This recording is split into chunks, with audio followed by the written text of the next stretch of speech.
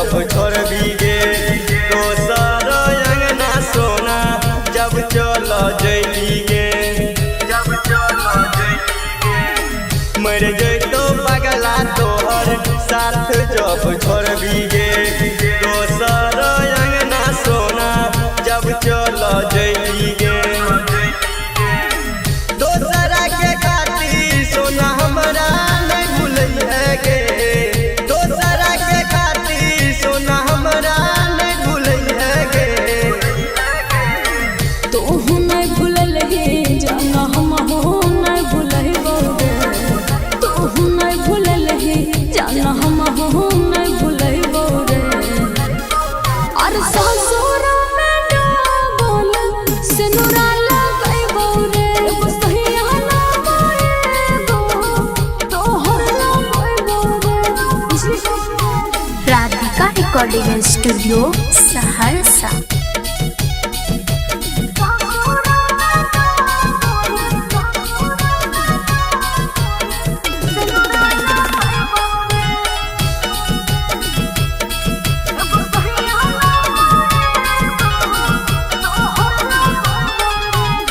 की भेलो किया के पगली कर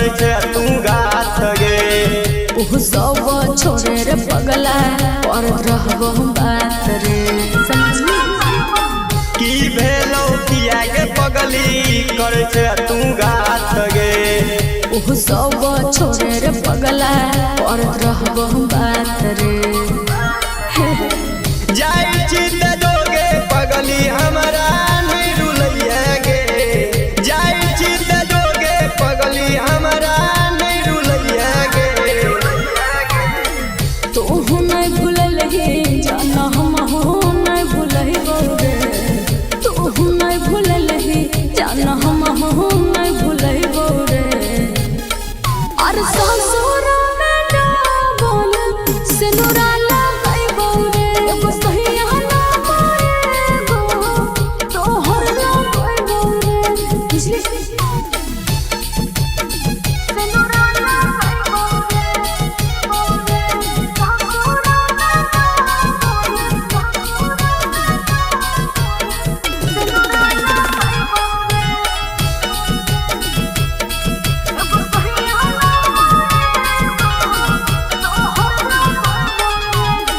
खुश रही जाई के सोना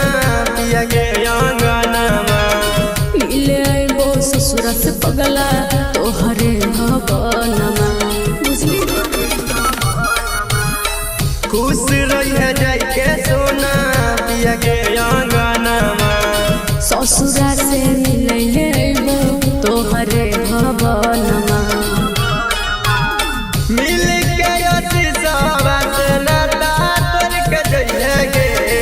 मिल के अति सावत नाता तोर के जइहे गे